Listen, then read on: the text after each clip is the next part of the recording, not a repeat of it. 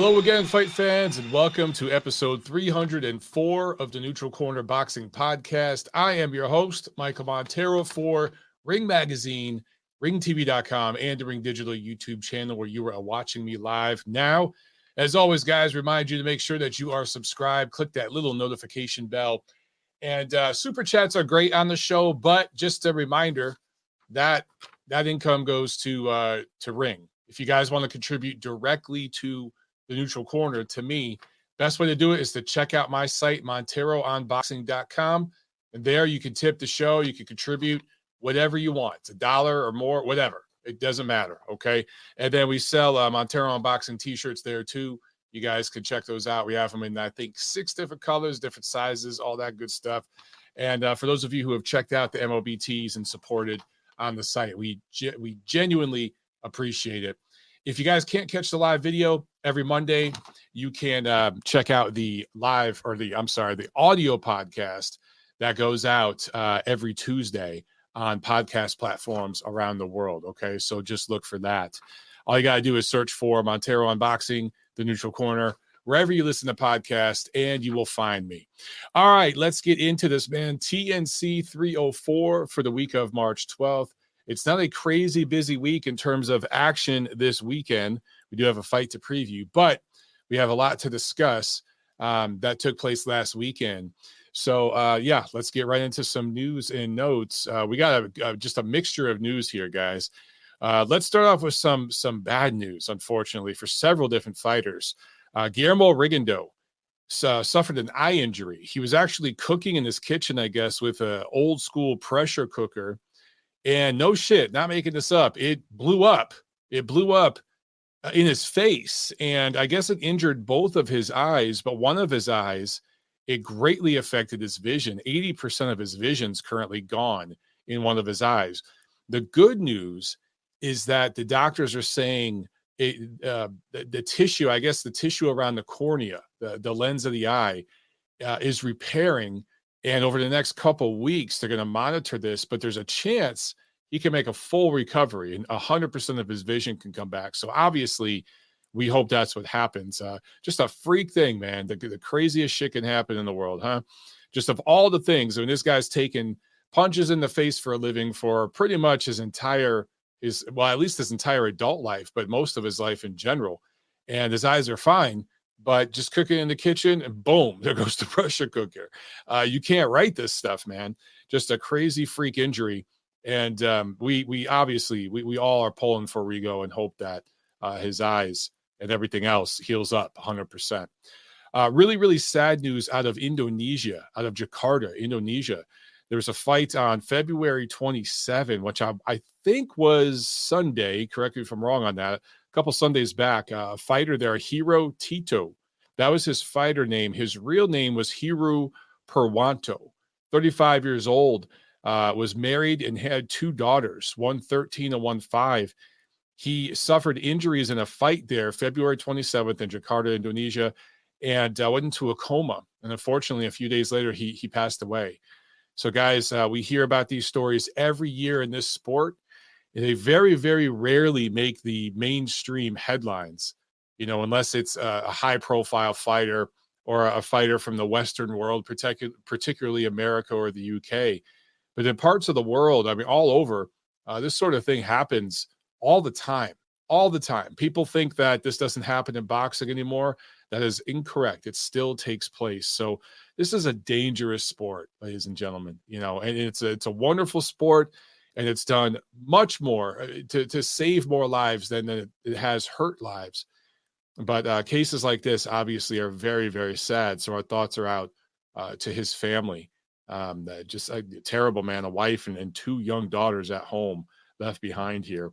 And then more sad news out of Puerto Rico. Former 3-division title holder and International Boxing Hall of Famer Wilfredo Gomez was found living in inhumane conditions in his home in Puerto Rico. Don't have all the details, but apparently authorities removed him from his home on concerns that were expressed by family members. They had called authorities and asked them to investigate what was going on because they hadn't been able to contact him for over a year. I guess his wife, his son, like they couldn't get a hold of him. So I don't know who the caretaker was, but apparently he had some disability, some issues, and the people taking care of him were, and again, this is all alleged. Okay. I don't know. The investigation's ongoing, but apparently he was being abused. He was not being taken care of. He was living in inhumane conditions. He was cut off from his family as far as communication goes. So he was transferred to a mental institution, as I understand it. My translation might be bad, but that's, as I understand it, that's what happened. So obviously, I mean, that's a terrible, terrible story. And again, this is another thing that goes on a lot around the world is elder abuse. I mean, this sort of thing goes on all around the world, not just in boxing, of course. But we hope that everything turns out okay, and the Gomez family can reunite and get Wilfredo, the former champ, some care and get him back to the best possible state of health that he can be in at this point in his life. If I hear anything about this story, guys, any updates, I'll let you know. Okay. And if we can get a hold of anybody in the Puerto Rican press, we've had members of the Puerto Rican press on the show here before, I'll get them on. All right. So that we can talk about this. Obviously, just another sad story, man. We had a few of them last week from around the world. Just one of those weeks, man, when it rains, it pours. Good news, though, out of the UK, the fight between Tyson Fury and Dillian White apparently sold, I want to say it was over 80,000, it might have been 85,000 tickets in just a few hours. And of course, we recognize that most of those sales are being bought by ticket brokers, and they're going to, gouge these prices and sell them on the secondary market. We get it. It's not just regular people buying these tickets. In fact, I dare to say most of them went to brokers and companies like that. But still, if brokers are investing at that rate, that tells you what a hot commodity this fight is over there. And I tweeted about this last week, and some people got butthurt. But, I just tweeted the quote when I saw this news. I retweeted it, quote tweeted it, and said, Tyson Fury can't sell without Deontay Wilder. And of course, the Deontay Wilder protectors and the Tyson Fury haters shit down my throat and said, well, he can't in America. I don't know, man. If Tyson Fury fought Andy Ruiz here in America, I think that'd sell.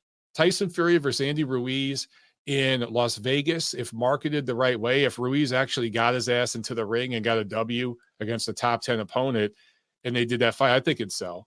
But yeah, of course, Fury, look, no heavyweights are really going to sell huge numbers by themselves. The only one who does that is Anthony Joshua in the UK. And don't tell me Deontay Wilder does it here in America, because he doesn't. His highest selling fights were against Tyson Fury, right?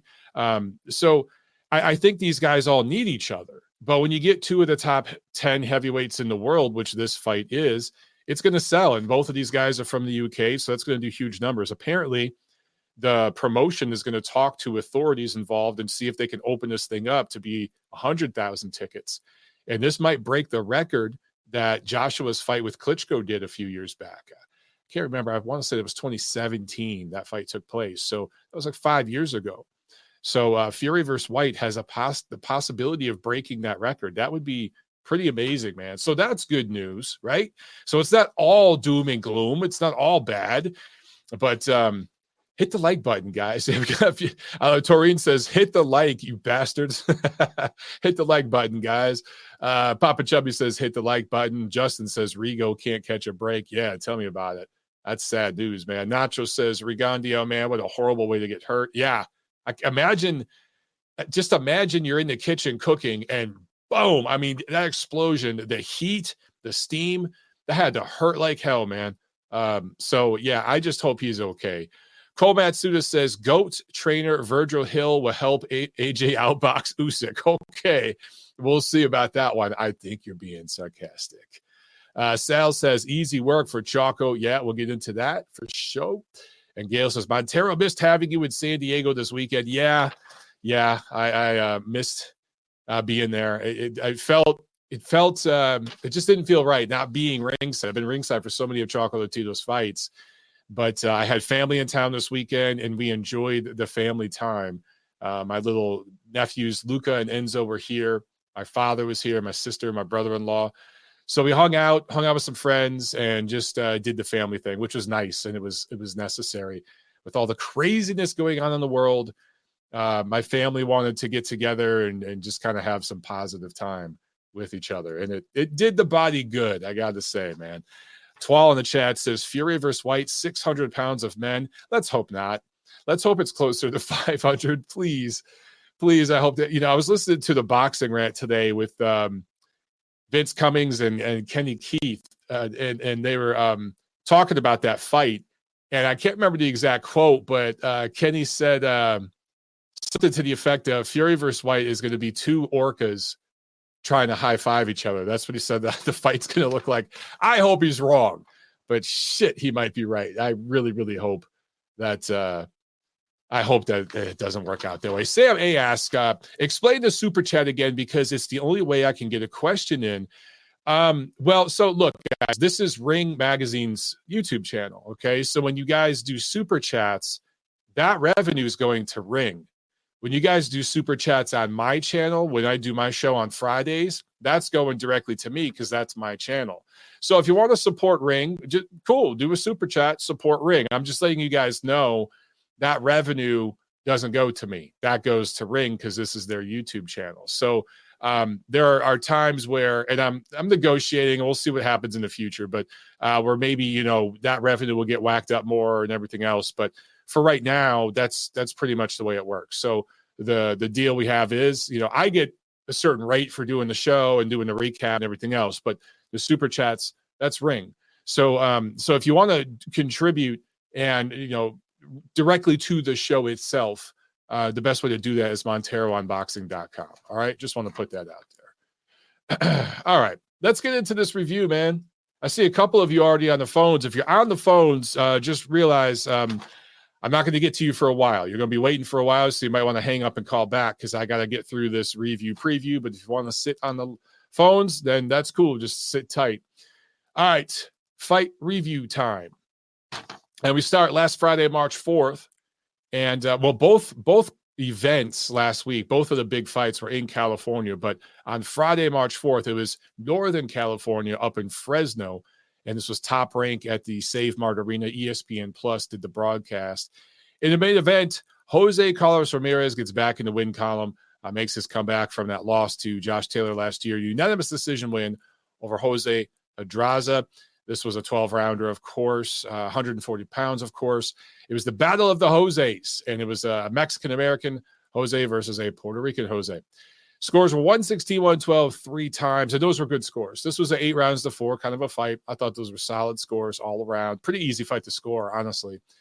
And so Jose Ramirez, I don't know where to rate him. We were discussing this in the Ring Ratings Committee this weekend. We had some heated debates. I'll get to some of that in a minute. But where do you rate Ramirez? For me, you could say, of course, Taylor's the champ. But now with Catterall, what he just did, he's in the mix, the top 2 or 3 guys, right? Prograis gave Taylor a tougher fight in Taylor's backyard than Ramirez did here in America. So I think Prograis should be ahead of Ramirez. Where do you rate Catterall in all of that? So Taylor's the champ, but then after that, what's the rating? I would say number 1 is Regis Prograis. And then perhaps it's Ramirez after that, then Catterall. Maybe it's Catterall number 2, then Ramirez. But those seem to be the top guys, right? I think that much is clear. I don't know with Ramirez, though. We can't judge too much on this fight. This was his first fight back from that first loss, which was a decisive loss where he got dropped a couple times, kind of embarrassed against a guy that a lot of people in Ramirez's circle felt that he should have beat, that they really thought they were going to beat.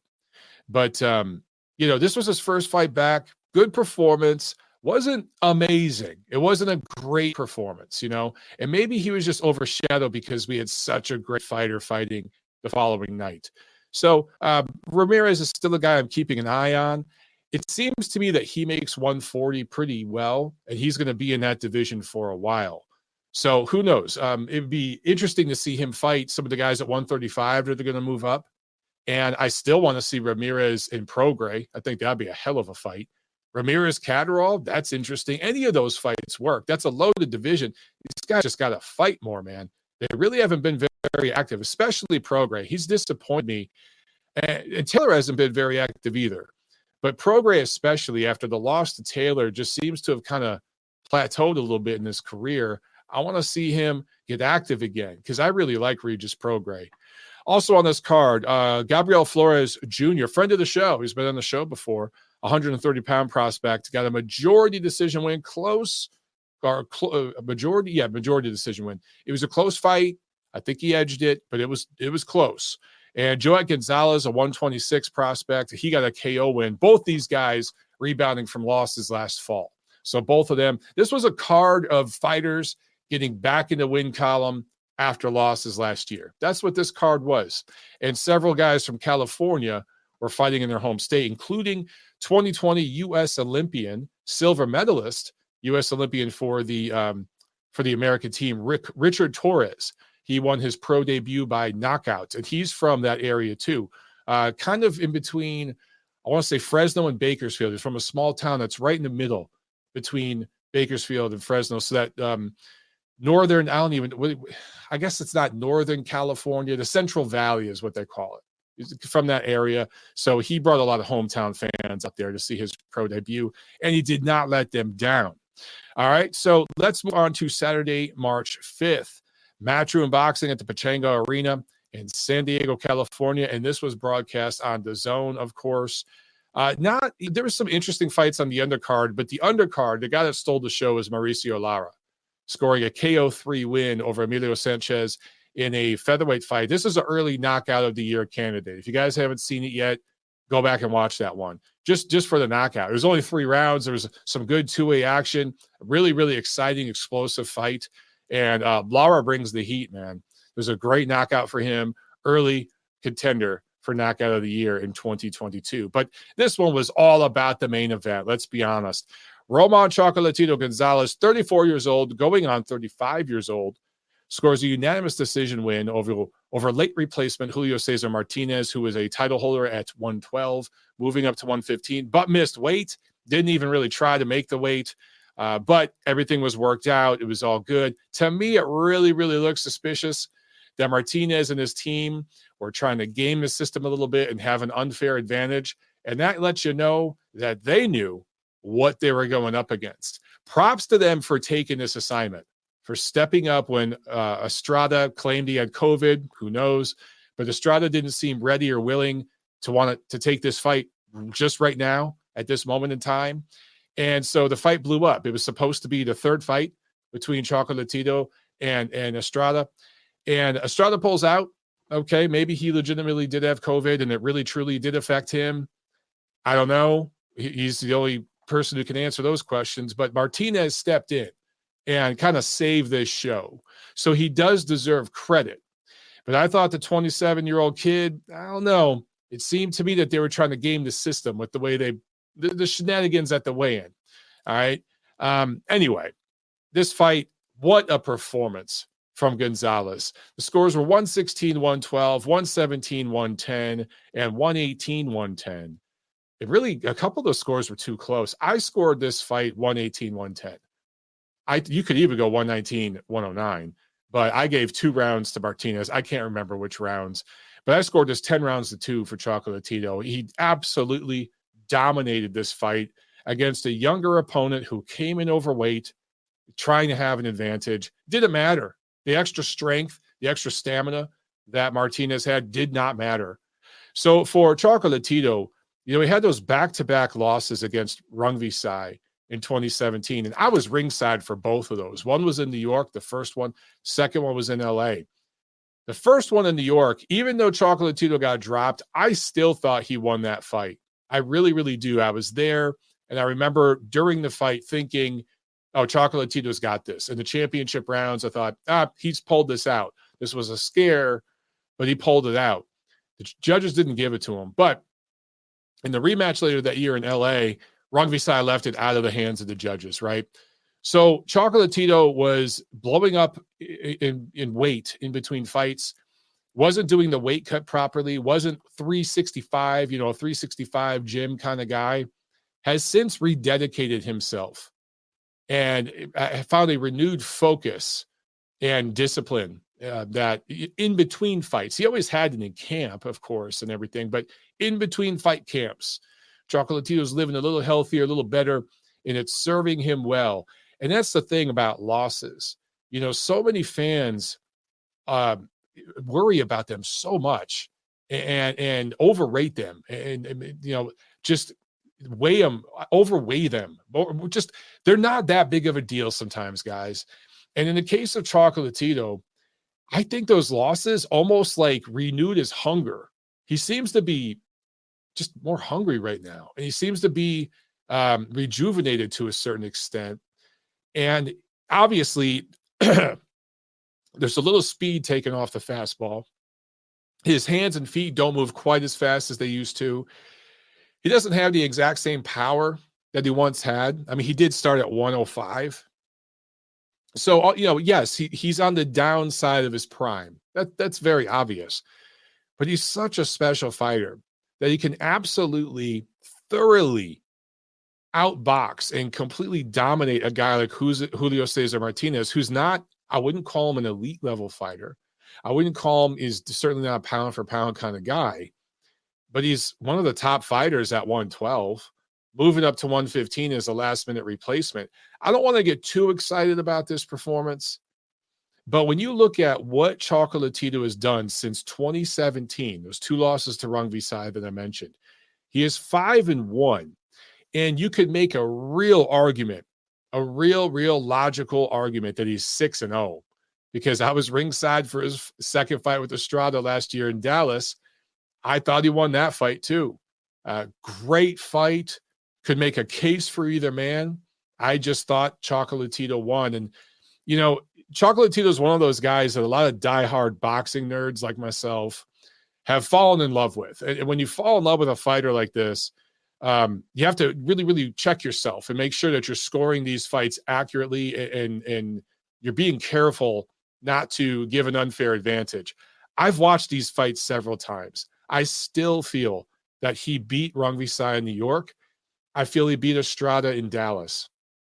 Even if you thought that he lost those 2 fights, even if so, I'm just saying after the Rungvisai losses, even if you thought he lost to Estrada, he's 5-1 since then. And look at some of the names. Estrada is one of the top 10 pound for pound fighters in the world. I'm not just saying that just to bolster Chocolatito's resume. Go back and look at videos I did in the past. I've rated Estrada is one of the top fighters in the world for years, okay? You guys that have listened to the show for years, you know that. I've always respected Estrada. For Chocolatito to be in a close fight that could have went either way, that I personally and a lot of others feel that he won at this stage of his career, several years after that really, really devastating knockout to Rungvisai in LA, and that is special. And, you look at the guy, he's 34, turning 35, and a lot of maybe younger fight fans, more fight fans who aren't as educated, maybe just new to the sport, they look at heavyweights at that age and like, oh, these guys are still in their prime. Well, you have to understand, smaller fighters age faster. The wear and tear on your body is very, very different. And by the time most of these little guys are in their mid-30s, they are done. Stick a fork in them, they're done. Especially little fighters that have moved up in weight and challenged themselves and fought some of the top fighters in the division, which Chocolatito at 115, he's fought the top guys, fights with Quadras, Estrada, Rungvisai, those 3 and Chocolatito really were like the 4 kings of this era in those lower weight classes. And Chocolatito fought all of them. And he fought several of them more than once, right? So he has really challenged himself as he's moved up in weight in his 30s, which means you are a senior fighter. If you're at, I'd say 118 and below, you're like a senior citizen at that age, as far as your fighter years go. So for him to be doing what he's doing right now is really, really special. And I love this little resurgence that his career is having. I'd love to see him get that 3rd Estrada fight this year. I really, really hope that Estrada and his team are willing to go there and they can make that possible for this summer. I don't want it to be in November or December. I want to see it this summer because I think that fight, while it's good enough to be on its own, I really feel it could be, if they could get that in as a co-feature on one of these pay-per-view cards we're going to get over the summer. That would be amazing. If somehow, some way, look, if Canelo and Golovkin win their next fight coming up, I would wait till September to see the third Chocolatito Estrada fight if they can put it on as the co-feature of the third Canelo Golovkin fight. Imagine that, guys. Imagine getting 2 rubber matches, Canelo and Golovkin rubber match, and then the Chocolatito Estrada rubber match on the same damn card. That's probably going to go to Las Vegas, let's be honest. In Las Vegas, what a fucking ticket that would be. That would be worth the pay-per-view price. That would be the best matchup as far as best bang for your buck as far as the main event and co-main that we've had in a pay-per-view in years. And correct me if I'm wrong on that. I just think that'd be awesome. But either way, if we get Chocolatito and Estrada 3 at some point this year, preferably this summer, maybe early fall, that would be great, man.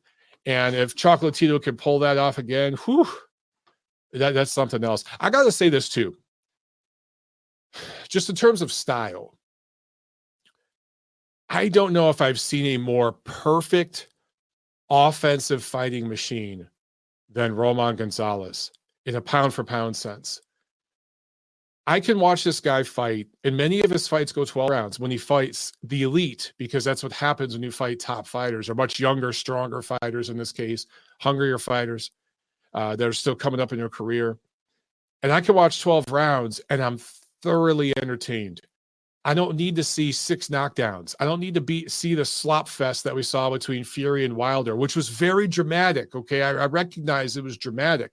But for me, what we saw from Chocolatito here against Martinez was prettier for me.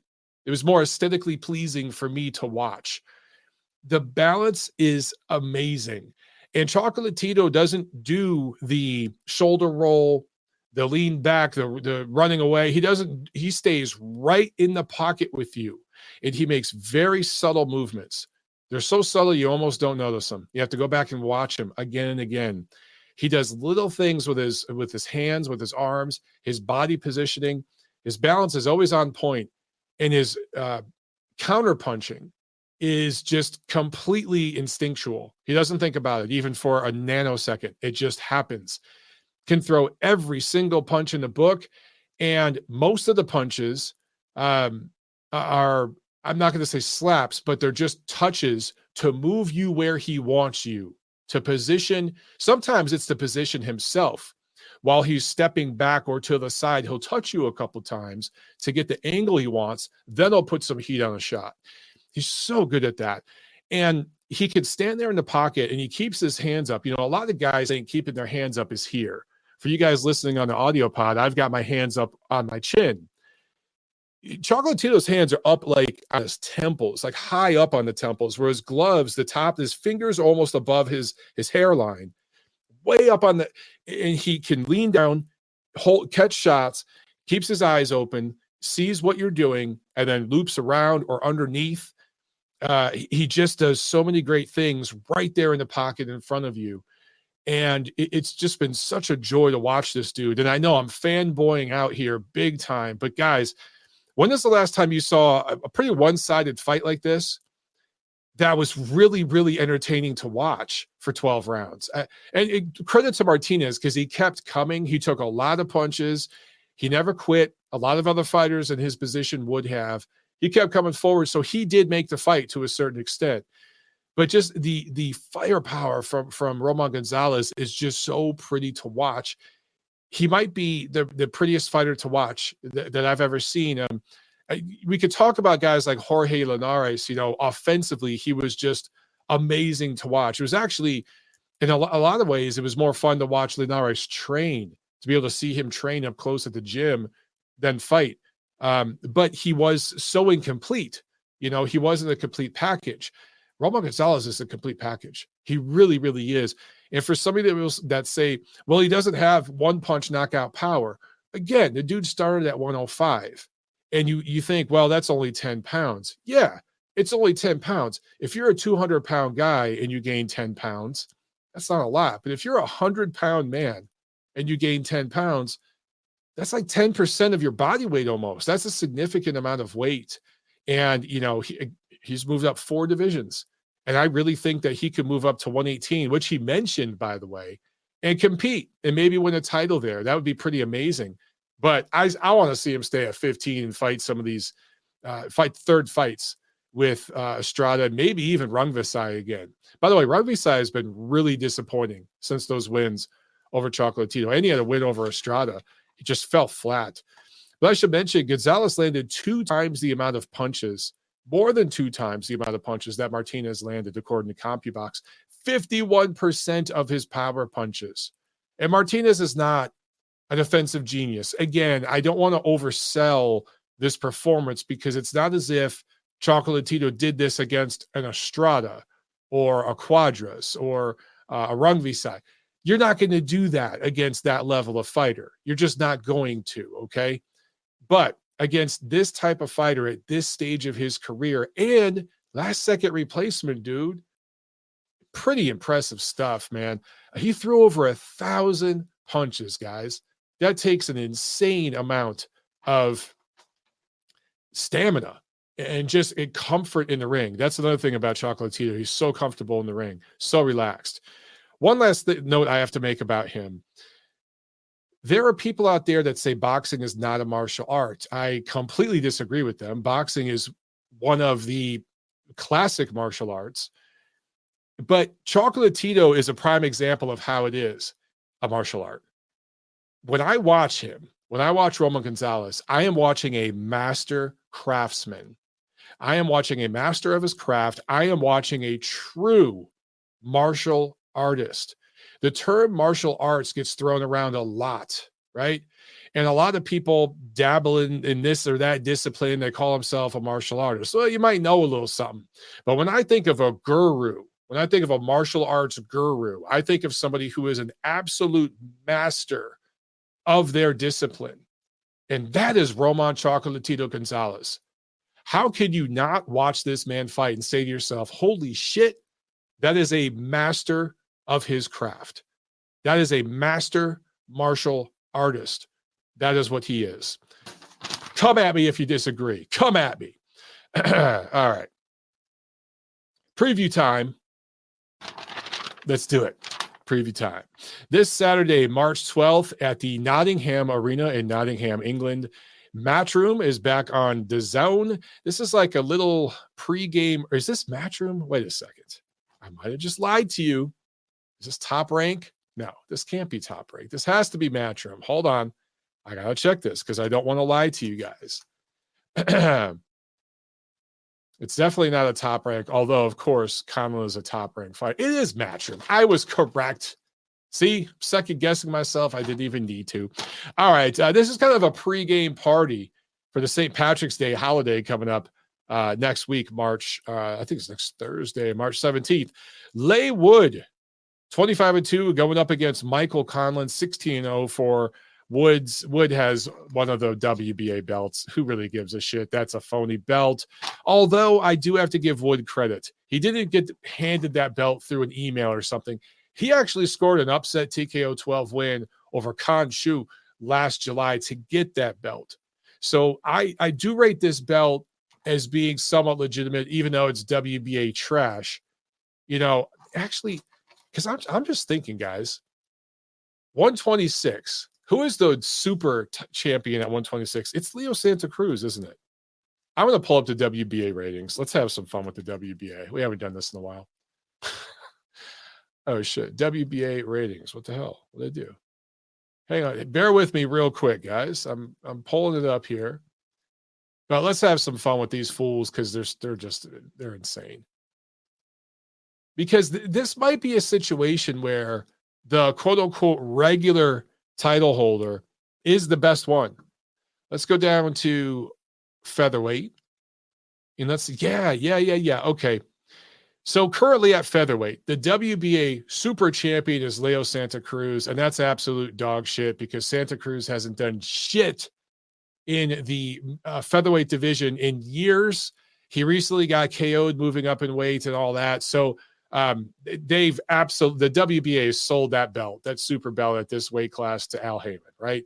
to one of his favorites. So I look at this as Leigh Wood being the more proven title holder currently in recent times, over the last year or two, at 126. So even though this is for a regular belt, which is bullshit, I got to give Wood credit. He beat Shu Khan, and that's more than anything Leo Santa Cruz has done in the division in years. So anyway, that's how he got his belt. Conlan, of course, is rated number 1 in the WBA, as you guys can see right here. He's coming off a win, a UD12 unanimous decision win over TJ Doheny last August. So neither of these guys has fought since last summer. All right. And let's see. It's England versus Northern Ireland. That's going to make for a fun atmosphere. Conlan is younger, taller, longer. Neither of these guys really hit hard. Both men, about 50% knockout ratio throughout their career. So, yeah, this one's going the distance. Bet the over. All right. Bet the over unless there's a cut or something. But I just feel that Conlan, this is for him to win, right? This is I'm not going to say set up for him, but Top Rank has built him up, got him in a position to win a belt. This is his chance. And I think that he's going to win this fight by decision. I think it's going to be close. I think it's going to be competitive. I don't know if this is going to be the most action-packed fight, the most aesthetically pleasing fight. But in the end, I think Conlan wins a unanimous decision, and he gets this belt, which, again, I hate the WBA regular belts. But when I look at their current super champion in this division, hey, I really can't fault Wood here in this belt. He won it against an actual top featherweight. So in that respect, I'll respect this title. All right, guys, that is all for the preview. Let's jump to some comments real quick, and then we will get some calls. So if you guys want to get on the phones, do it. Get to it right now. Sam in the chat says Martinez's punches were wide and off balance, no power, got tired early and hands hurt and went the distance. You know, he did have some power on his punches because you could hear the impact. They were thudding. But Chocolatito saw them coming. As you said, they were wide, so they were telegraphed. Gonzalez saw them coming, got those hands up, and caught them. He parried them, caught them, took it on the gloves and the forearm, but you could hear the impact, and it would move Chocolatito a little bit. So there were definitely some power on those shots, but they were absolutely telegraphed. Yeah, I'm with you on that. Trey Anders says, is that a V-neck hoodie? Is this a Sopranos episode? No, hey, this is my Puma. This is another Puma hoodie. I just, I got it unzipped a little bit. I'm letting myself breathe a little bit here. That's all. It's not a Sopranos episode. That's racist, and I'm not going to tolerate it. I'm not going to tolerate your bigotry. All right. Super chat pledge from Sam. Thank you, Sam. He says it was more Martinez being overrated than Chocolatito looking great.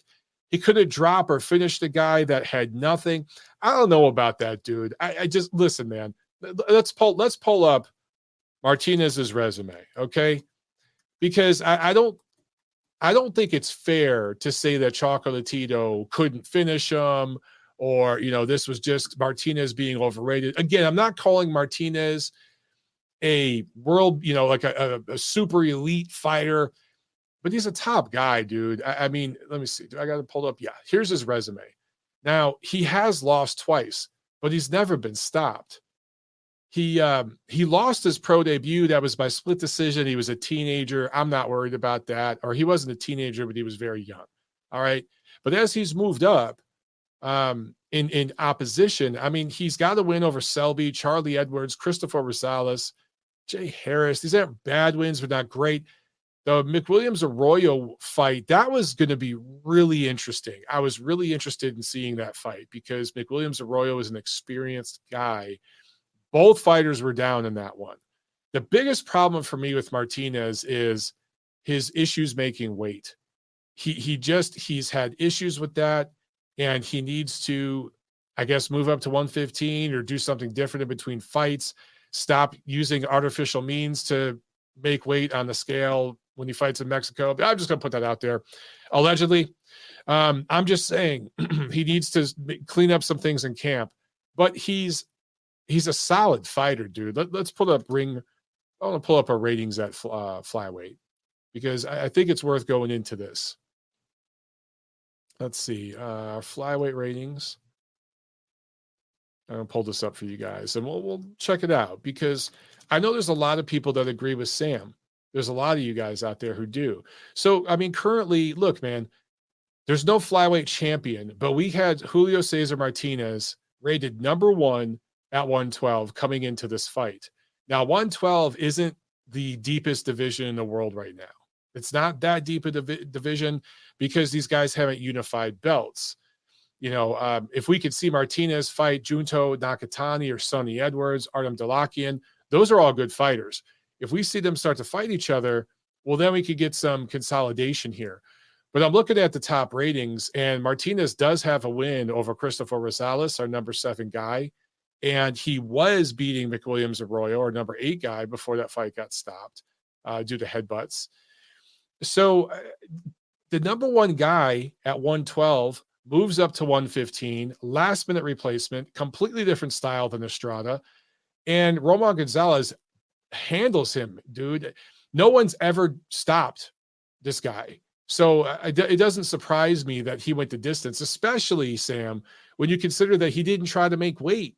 Now, if Martinez actually made 115, if he had sacrificed himself to lose that last 2 pounds, I think Chocolatito would have stopped him. I think him and his team had a plan. They have played dirty in the past. I'm not trying to beat up on them, but they have. They've played dirty in the past. They played dirty here. They had a strategy. They knew what they were up against. And that's ultimately the reason I personally believe, I have no scientific proof or evidence of any of this. It's just my personal belief based on everything I know, both on and off the record, that that's how he finished the fight in his feet. I think if he had melted himself down to 115, he would have absolutely been stopped, dropped and stopped in those late rounds.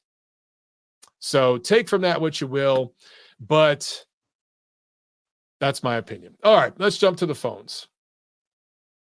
And we've got a caller here from Waterbury, Connecticut. He's been on the line since the beginning of the show, so let's get him on. All right, 203, you were on the show. What's up? Hey, Mike. This is Anthony. Been a long time listener to the show. Just finally decided to call in. Nice. Good to hear from you, man. What's going on? Yeah, I can hear you, dog. Thanks for calling in, man. Okay. Yeah, for sure. So I wanted to touch on a few things. I'm kind of mad that you missed this, but the ESPN, the Top Rank show, like 1:30 a.m. the fight finished, like what the hell is that? Yeah, like, man. I fell asleep before the fight started after like the 4th time showing the Ukraine and Lomachenko situation. Oh, yeah, they were milking that one. ESPN, look, man, here's the truth, Anthony. Over at ESPN, boxing is just not a top priority. And it's they respect it. But if you look at the deal, the numbers involved with Top Rank's deal with ESPN, it sounds impressive, but compared to what ESPN spends on other sports, it's a drop in the bucket, man. And they kind of look at it as the red light district of sports. And if the fight starts at 1 a.m, so be it. And that's just the deal that they have right now. It's really unfortunate. It's frustrating. It makes me miss being in California where those 1 a.m. fights, you know, that's 10 o'clock p.m. over there. It was great. So I feel your pain, man. Yeah. And regarding like Ramirez, I mean, it was a solid performance, but I think I saw him get touched up a lot, especially counter. I'm not saying, Pedraza is a pretty good fighter, but if someone else is landing those type of counters like Cepeda, I mean, I know they fought once, and I thought Cepeda won, but yeah, you're not alone. It doesn't. I mean, yeah. So I don't know if he's the best at 140. I'd probably go with Cepeda or Prograis, but it's hard to say at the moment. Definitely wide open. Yeah, I agree with you, man. And by the way, I'd love to see Ramirez and Pedraza do a rematch, but I think Pedraza's lined up for a mandatory against Taylor. And if Taylor decides to stay at 140 for one more fight, dude, Taylor and Zepeda, That's going to be fun, man. That's going to be a lot of fun. Oh, yeah, I would love that one. Yeah, hell yeah. Okay, so yeah, so I have some bullet points here because I wanted to be concise with this. Okay, so with Chocolatito, there should be like a week just appreciating that guy because I mean he is just amazing, and I'm fanboying like you right now, so Yes. maybe it's just the recency bias, but that guy is just special. Yeah, dude, you can't help but kind of fanboy out a little bit. I know it sounds crazy, and people are going to be saying all kinds of nasty stuff about me on Twitter, but I can't help it. I've been to so many fights, dude, amateur, pro, everything in between, and I found myself rewatching certain sequences of that fight last week, or a couple days ago, between Chocolatito and Martinez, and just watching how Chocolatito sets things up. And it's like, I want to try to mimic that in shadow boxing and stuff. And I can't, I just can't do it. The dude is just amazing. He's the most complete offensive machine. It really like offense to defense switching, doing it in the pocket. He's just the most complete fighter at that I have seen in my whole lifetime. Yeah, like I was like thinking about this, and if you're to like do a pound for pound list, like maybe the last 15, 20 years, and you have like two metrics, let's say skills and then their entertainment value, like Chocolatito is like up there in that like top 5 area. Yeah. Like because there's guys that are probably better than him, but like someone I'm not a Floyd hater, but his fights are boring. Yeah, and but Floyd getting like that Floyd total was skill and that entertainment value. Yeah. No, I'm sorry. Go ahead, man. Go ahead. I was cutting you off. Go ahead. Oh, that's all I was gonna say about Chocolatito. It's like, his skill and entertainment value is just the past 20 years. It's hard to like think of many people that are better in those two areas. Yeah, for me, the two fighters that come to mind are Manny Pacquiao. For a few years, Manny Pacquiao was must-see TV. From like the late 2000s up until 2010, 2011, in that time frame, maybe like mid 2000, 2005 to like 2010, around there. You just could not miss a Pacquiao fight. It didn't matter who he was fighting.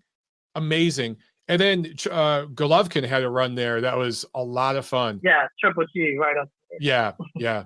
And then we got Golovkin and Chocolatito on the same card several times, dude. That was just amazing. Yeah, for sure.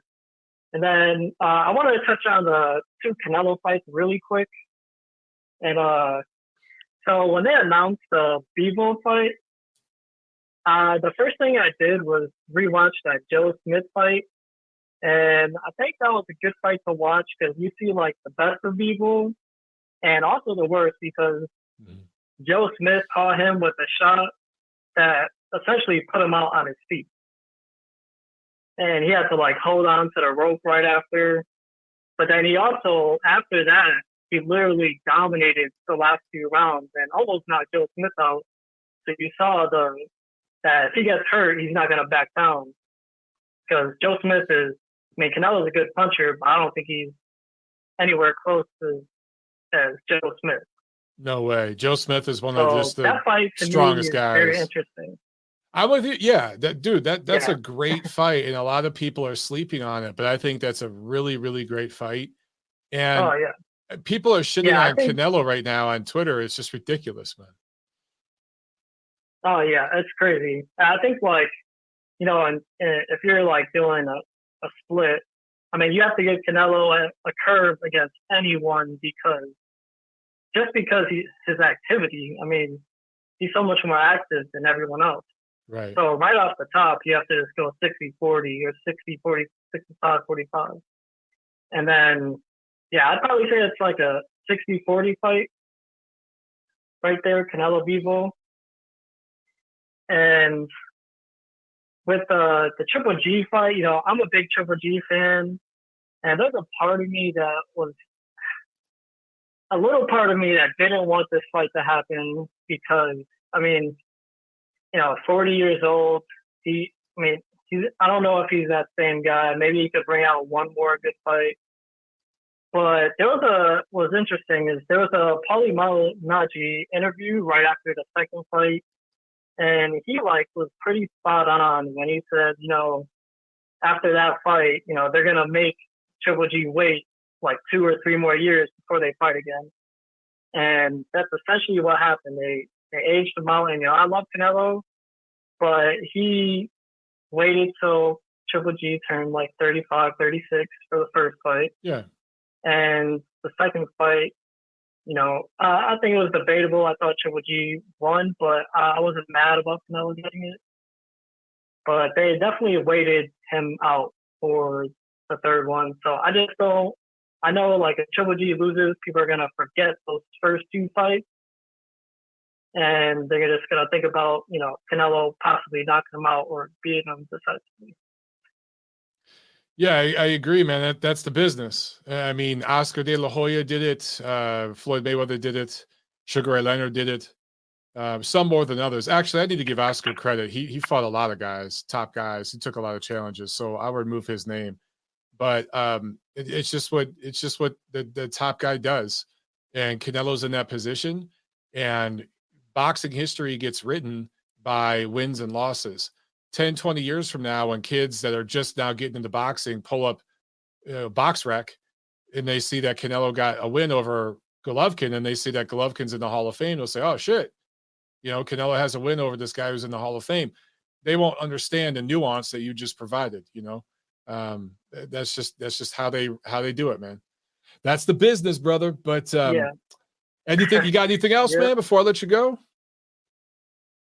Yeah, I was just gonna say one last thing. Okay. It's crazy because I think Triple G is gonna be a Hall of Famer, obviously, but he's had one of the biggest what ifs for his career. Because just imagine if people actually gave him a chance when he was in his prime, and then what happens if he actually gets that first decision?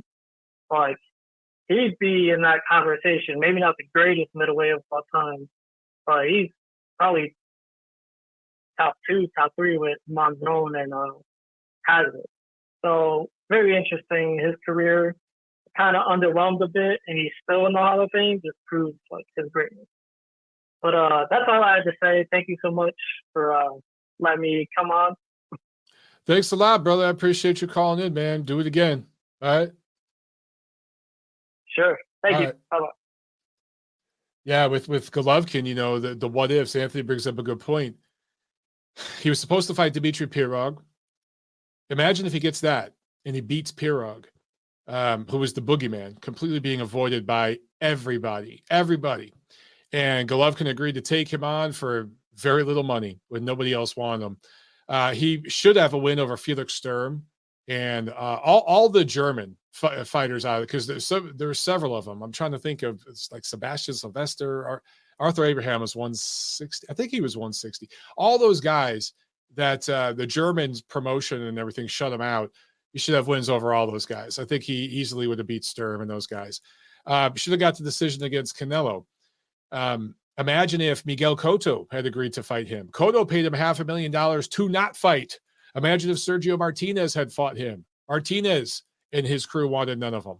I don't blame Martinez and Cotto. At that stage in their career, they're in the twilight of their career. But I'm just saying, if you really, really start adding those names together, I mean, if Triple G got wins over Sturm, Cotto, Martinez, then got the decision over Canelo in the first fight, the trajectory changes. And that's a very, very different career you're looking at.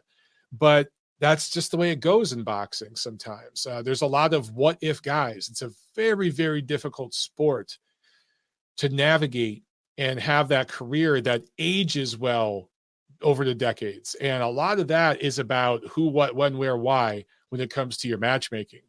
That's how Floyd Mayweather was a genius. 20, 30 years from now, to a novice fan, an uneducated fan, or even already to a lot of young, ignorant fans, Floyd looks like he's on par with guys like Sugar Ray Leonard, Sugar Ray Robinson in their eyes. He's nowhere close to those guys in terms of his in-ring accomplishments when you really start looking at the X's and O's of it. All right. But he crafted his career almost like a politician. And so, the way politicians work with the media to manipulate a story and create new narratives, and those false narratives end up becoming the reality that gets taught in the history books. It's very much the same way it works in boxing. So, yeah. Sam A with another super chat. Thank you, Sam. I appreciate it, brother. He says, Chocolatito is great, but shocked that Martinez was beaten fighter after 2 rounds. It showed in his body language. Lara may be one of the hardest punchers in the sport, but he gets hurt to the body a lot.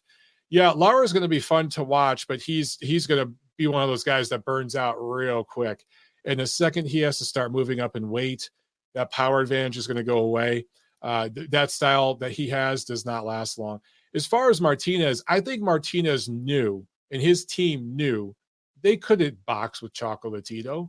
And I saw him trying things, dude, but everything he tried, Gonzalez saw it coming from a mile away. So the kid was frustrated and young and cocky and brash, and he was doing, I guess in his mind, what he thought he should do, which is, talk some trash and do some outlandish, crazy things and throw some punches from crazy angles, which he does. But he really did it a lot against Chocolatito because, dude, nothing was working. Imagine you're trying the stuff that works against 99% of the guys you've ever fought, and you're in there with this old man, and none of it's working. It would be frustrating. I think the kid was frustrated. That's all. All right, back to the phones we go. And let's go to 415. You are on the show. Yo, Mike, can you hear me? Yep, I can hear you. What's up? Hey, what's going on, bro? Just started listening to you maybe about a month ago, and I'll be looking forward to your show every Monday, dude. On the recap. Oh, thank you, man. Preview. So you're doing a good job. I'm kind of a degenerate. Like, I wanted to talk about Gabe Flores and Stockton. Okay. So, well, what's your name, brother? Who are we talking to? Oh, my name's Luis. I'm sorry about that. I'm Luis from Oakland. Okay, all right. So I'll get your name in. From Oakland. Okay, cool. So the guy, like I said, so he's a local guy in the 209, not too far from us. And, I try to support all the local cats, especially, the up-and-comers, to get their name across and tell other, boxing fans who are casuals, who to look out for.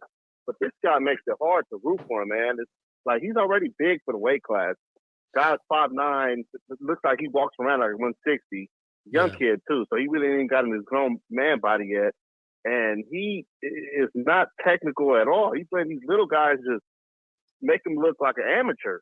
And they're putting a lot of money behind him, especially with the whole award and a Prince, umbrella behind him or whatnot. Mm-hmm. But he's had some flat, matches. Like he doesn't adjust well. He doesn't go to the body.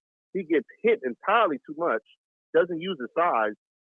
And I just want to hear your opinion as far as, like, where do you see him? Because especially after the last fight, he said that he can't make 30 no more. He's going up to 35. And he was low-key getting pummeled again, just, coming off his first loss. Yeah, so I kind of want to get your opinion on what you think about him and what should his mindset be going forward? Yeah, I'm with you, man. It almost seems like it feels like he's regressed a little bit, man. And he was lucky to get that decision. I think, right. Because what 2 judges had it 6-4, and then 1 judge had it 5-5. That probably was a draw. Maybe he edged it, but he was lucky to get that decision.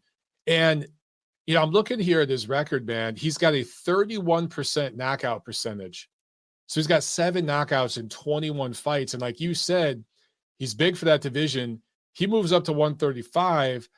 I don't know if he's going to have any more power there. So that lack of power is going to cost him. And then the lack of offensive variety, it feels to me that like when he went pro, he was very active. He's fighting a lot. I just pulled up his resume. He fought 1, 2, 3, 4, 5 times in 2017. Looks like 6 times in 2018. So he was really, really busy, and he was just having his way with dudes. And now that they're stepping up the opposition a little bit, you just kind of see this lack of development. So I guess Top Rank is the best in the business at building prospects. And I think they're going to pull him back a little bit and just try to develop him and work on some things. But I'm with you, man. To me, the most concerning part, he does get hit a lot, and that lack of power. Because usually a prospect not going to the body. Yeah. I think because he's so tall for that division, I think he's uncomfortable going to the body. That's just what it seems to be to me. He likes to stay back, but stay long, stay back, cool, but he doesn't have power there. So when he moves up to 35, where the fighters hit harder, they're going to land shots on him. He doesn't go to the body, as you mentioned, to slow a guy down. I don't know, dude. That part is concerning to me. He's in trouble. Yeah, I agree with you. Going back to So talking about with this other guy, the last caller, he was saying about Ramirez and how he kind of didn't like his the way he looked Friday. I happen to actually think that the most important thing that I was looking for is confidence, because obviously, watching and covering the sport for many years, a loss to an undefeated champion, not even just a boxer, but undefeated unified champion at that, can really demoralize and mess up your psyche going forward. And how they kept reiterating that Robert Garcia wanted him to have that killer mentality, that Maidana and Brandon Rios, but he's completely a different fighter than they are. They didn't have a pedigree as far as the Olympics that he did. They weren't unified champions, secondary belt holders, if I'm not mistaken. And I think he looked good. Then again, Pedraza, we can't knock Pedraza. Pedraza is the sniper name that he has. I think fits him well, because the guy, although he doesn't have power, them pot shots, they add up towards the end. If you notice any of his other attack opponents, even with the Tank Davis with his first loss, he was touching Tank up. Tank at one point was saying how he thought that they set him up for failure when he to take that fight at the time that he took it. It ended up working out for him longevity-wise. But, he's not no slump. And I still see him as a front runner in the 140. 140, to me, honestly, cutting the crap to the side, I think that's going to be the best weight class once Taylor vacates the belt officially, because there's some dogs at 40 already, and then 35 kids that obviously can't do nothing because the belt is all tied up. We're going to have to eventually move up. The Devin Haney's, the Teofimos, the Ryan Garcias. These guys are already big. They're big for that weight class. They're young. They're getting older. Clearly, they can't make the weight. Haney, I don't know how the hell Haney makes it, because Haney is a big dude. Big and kid, he can't do nothing, obviously, in 35. He got to give his belt up, because his belt is basically nothing. He's paying taxes for nothing. He's pissed. So these guys at 40, I see Ramirez to pay the top two dogs, and Progress, he can't even make the weight. Let's be honest, his last two fights when he fought at the Fight Club thing that was bogus, they had to pay Teofimo and Cambosos off. What was the name of them? I'm sorry. Well, you talking about where he just fought in Atlanta? No, I think, but I'm saying, what was the umbrella? What was the promotion that put on that fight? Trill? Was it Triller? Triller, yeah. Triller. Yeah. Triller, yeah. When he had a fight on Triller on that pay-per-view, when he was the co-main event, he fought at a catchweight. This fight, he's fighting at a catchweight. The dude can't make 40 no more, I don't think, at least. And if he do, he's going to be a shell of himself. So, although I still count him as a top 5 guy, but I don't really see him stopping or competing against Ramirez and Zepeda. Them boys got gas tanks. And like I said, these 35-pounders coming up to 40 is going to be real, real intriguing, man, because they're going to have more life in them, because they don't got to suck down and boil down to make it 35 no more. So what's your opinion about the 140 class now that the belt is going to be vacated? I'm with you, man. I love 140. And, with Teofimo coming up, Ryan Garcia, Devin Haney, that's going to be so much fun as long as these guys all fight each other, because all those belts are going to be vacant. And, Teofimo, because he's with Top Rank, he's probably going to be fighting for that vacant WBO as soon as he moves up to 140, because the WBO is Bob's organization. Devin Haney's going to be fighting probably for the BC, or, him or Garcia will be. So they're all going to be fighting for the belts. I just hope that these guys fight each other.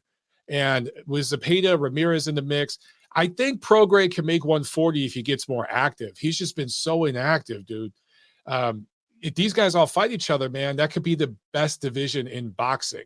We just got to see them fight each other. And by the way, for your last comments about Flores, Nacho here in the chat brought up a good point that I completely forgot about. You know, his dad's his trainer, and sometimes that works, but a lot of times it doesn't. And clearly something ain't working. I think that while he's young, he's only 21, they should bring somebody else into that team, man, and get him away just to a new camp. I think that could help him. Yeah, that's that Danny Garcia, that Teofimo Senior. You know, it's I mean, sometimes it works, sometimes it don't. Like, I agree. Like, Haney did good by bringing in Ben from the UK, which is a good young trainer to, I guess you could say, like, oversee. Even though Big Bill is still the head trainer. Yeah. But they should take a page out of Haney's book and do something like that, incorporate it. But the question is, are they? Because if I'm mistaken, Senior is a junior manager, so he has a lot to do with that. Yeah. And Flores, I'm not too sure what his dad is besides his trainer, but I'm pretty sure he's getting a cut of something else. Like, sometimes these guys' egos is more beneficial for them than an actual fighter, which is sad. But I mean, I see that a lot, man. I see that a lot with these fathers. There's one particular prospect that have fought here in Atlanta a couple times. I will not mention them by name here. The father is a nightmare. And the father wanted armed security around to protect him because he thinks he has so many people wanting autographs and shit from him. He came to the venue, 3 people walked up to him.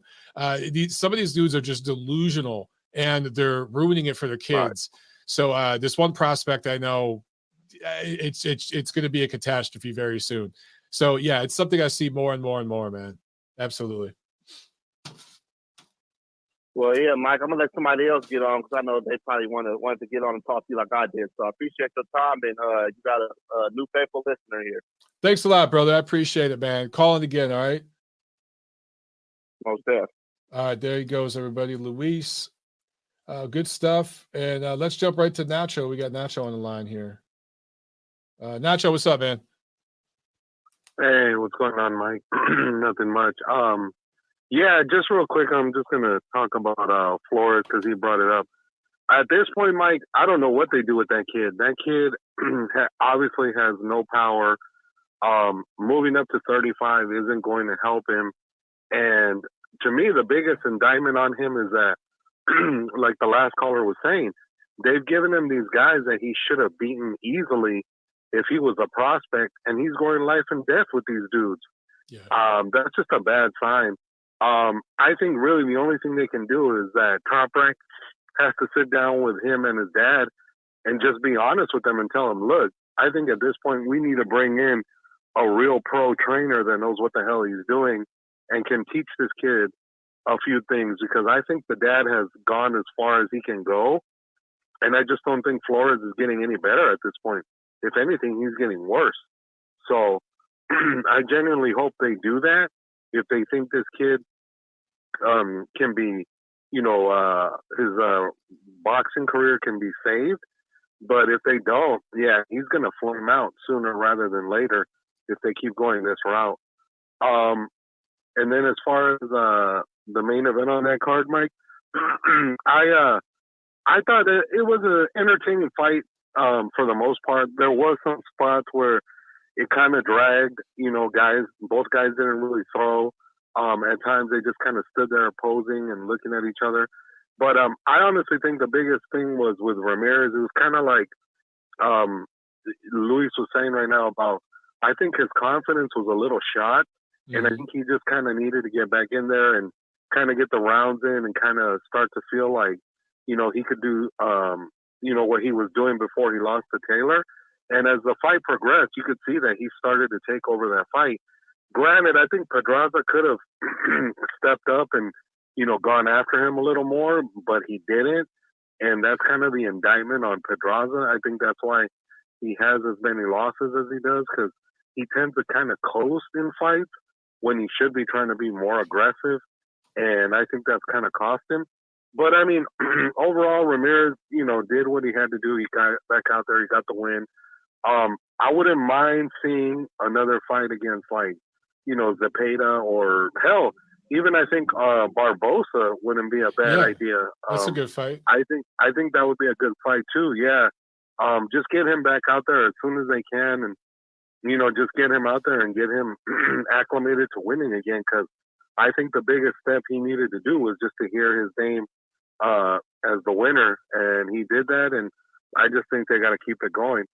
And then as far as the fight on Saturday, the card, like you said, Mike, I like Mauricio Lara. He's definitely an entertaining dude to watch. The only thing with him though is just how long can he stay at 26? Because I think at 26 he's in a perfect weight division where he could be a legitimate threat for a while. But I think eventually once he starts to move up, you'll see that power kind of dissipate, and I just don't see him being like an elite guy at 30 or even 35. But he could be a guy you could definitely throw in there, and he would definitely test some people in those weight classes. But right now at 26, he definitely should get a shot at somebody with a belt. I'd like to see him take on the winner of Wood or Conlan this weekend, or even get the third fight against Warrington. I can't believe Warrington's getting a title shot before he is. That's ridiculous. So I hope if somehow either Martinez or Warrington, whoever ends up winning that fight, I hope they give Lara a shot at trying to win that fight, because I think he deserves a title fight more than anybody right now that hasn't gotten one yet. And then with Choco, I mean, Mike, I kind of called it on someone else's podcast. I just felt like as good as Martinez was at 112, I just didn't see him being able to step up with no warm-up fights at 115 and kind of be able to bring it to Choco. I just felt like his style was tailor-made for Gonzalez, and he proved me right. It was just those wild swinging shots, the kind of awkward, unorthodox punches.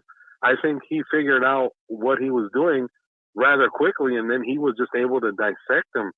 And the way he dissected Martinez was just unbelievable. And it's great that he still had the performance in his back pocket the way he did. But I genuinely hope, like they were saying, he gets a shot at Estrada or Rungvisai or whoever it is at 15 sooner rather than later. I don't want him to wait another year before he fights. I'd like to see him back out there within the next 4 to 6 months, hopefully, if everything works out. The one thing I definitely don't want to see, Mike, is I don't want to see him go to 18. I just think that's asking too much of him at this point. I think Donaire and Inoue are just too big for him. Yeah. I mean, I could see him being competitive, but I just can't see him winning those fights. I just can't. I think you're asking too much of him. I think 15 is about as high as he's going to go, and hopefully he cleans out the division and then walks away into the sunset, because he's that damn good that I'd like to just see him walk away on a high note instead of getting beat at 118 when he should have never been there in the first place. All right, Mike, that's my call. Good stuff, Nacho. You're right about the 118 thing, man. Yeah, Nacho has convinced me. 118 is. I heard Chocolatito talk about that. Who are the title holders at 118 right now? Let's look this up real quick, guys, before we get this next call. Because I just want to see, is there like a title pluck? So, okay, the current champions at 118, John Rael Casimiro as the BO, and Nonito Donaire has the BC, and then Inoue has the IBF and WBA. Yeah, I wouldn't. He could probably beat John Rael Casimiro, honestly, for that WBO belt, but I really don't want to see Chocolatito against Inoue or Donaire. I just don't want to see that. And why go to 118 if you're not going to fight for a belt? I just think there are so many great fights for him at 115 that still exist. Guys, remember, Kazuto Ioka is still at 115. So, and he hasn't fought him yet. People are talking about Bam Rodriguez. That would be really, really interesting, but I don't know if I want to see that yet. Rodriguez is young, man. Let him fight some of the other young guys. But yeah, that's kind of, I'd like to see maybe Oka. Maybe, I mean, that'd be a fun fight, man. All right, let's grab another call real quick. Let's jump back to the phone lines. I think we got Rich on the line. What's up, man?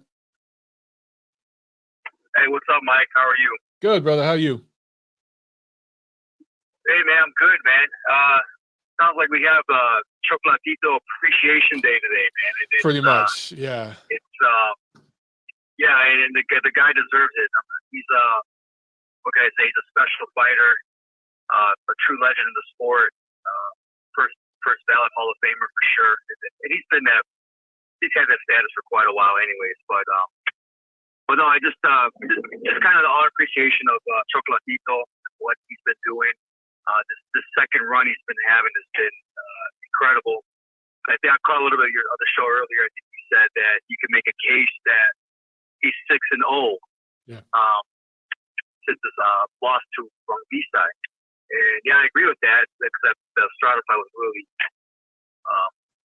close fight. Could have gone, like either way, but still, you can make a case that he's 6-0.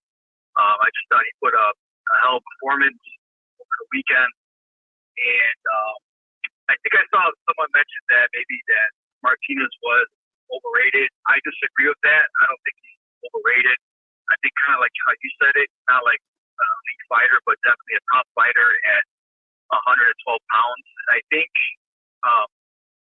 if Chocolatito didn't knock him out, I think Martinez is a pretty strong guy, and I think the guy just has a good chin. I think that's really the bottom line. And in my opinion, I think as far as weight, I think Chocolatito is kind of at his max weight at 115 anyways, because a lot of his knockouts in his career were really at the smaller weight class, like, junior flyweight, strawweight division, or minimum weight, whatever you want to call it. Most of his knockouts were in those weight classes. Started his championship reign and everything. So, and now that he's fighting, the elite fighters at 115, which I think is like his max weight, that's why these fights are going the distance. So, I do give credit to Martinez for taking the fight, on the last minute notice, but yeah, I just thought that I think like the other guy said, Nacho said that the guy's style was made to order for Gonzalez. Right in front of him, it's pretty wild his punches, and Chocolatito has like the best. He has a really good defense too. He just really good technique, good combination puncher. A little bit like fun to watch, kind of like almost like Juan Manuel Marquez, another favorite combination puncher that I enjoyed watching. So now, as far as the future, I really just want to see him fight Estrada, the third fight. That just needs to happen. Me too. I know there's a lot of hype on Bam Rodriguez and all that, but I think it's, in my opinion, the kid's good, but I think Chocolatito would be too much for him as well. I really think that it has to be Estrada, because unfinished business, and I would say that fight still could go either way, based on Gonzalez's performance, the way he looks. I think it could still go either way. Hopefully they make that fight happen. It'd be nice if Gonzalez were to get a little revenge on Rungvisai, but it could be a matter where Rungvisai might just have his number too. I don't know how you feel about that, but he could be like, you think of Roy Jones and Antonio Tarver. You think of guys like that. Like, obviously, Roy Jones, much better fighter, and maybe the best just pure athlete I've ever seen in a boxing ring in my lifetime. But Tarver had his number, dude, and stopped him. And even in their first fight, he gave him hell. So sometimes someone has your number, man. And yeah, maybe Rungvisai just has Chocolatito's number. Yeah, I mean, that we could maybe put I don't know, maybe Bam Rodriguez against Rungvisai. I don't know, but all these guys can mix it up, Of course, and fight each other, or Martinez, he decides to stay at 115. he could fight Rangistai or, Rodriguez, or like you say, Ioka in that weight class as well. So there's a lot of fights to be made, but definitely this is definitely a salute to Chocolatito. He's a special fighter. I know I mentioned sometimes in an earlier tweet at some point that only the special fighters, the legends, they can come back from knockouts. They really can. So it's not the norm, but the exception, the rare occasions that the legends could do it. Pacquiao did it when he got knocked out by Marquez. Roberto Duran had a good run after he got knocked out by Tommy Hearns. You know what I mean? The legend guys, they can do it. So, but yeah, that's all I wanted to say. I had to make the call quick, so I just want to get my little input on Chocolatito. So. All right, man. Yeah, you're fanboying out with the rest of us this week, Rich. Yeah. Cool, man. I am, man. Yeah. All right, have a good night, brother. All right, Mike. Peace. Yeah, you too, man. Thank you. Okay, bye. All right, guys. That's it. That's going to be a wrap for this one. Episode 304 is in the books. Hope you guys appreciate it. Had a good time. And, hey, the next couple weeks, a little slow, but April is going to be stacked, yo. Every episode is going to be crazy in April. It's going to be nuts. So I can't wait for that, man. I hope you guys have a great week. I'm not sure if we're going to do a show Friday. If some news breaks or something, maybe we'll do a show Friday. But there's just not a whole lot going on right now this week. So we'll see. All right, 50-50. Either way, we'll definitely be back here next Monday for episode 305 of TNC. All right? You guys have a good one. I'll see you at the fights.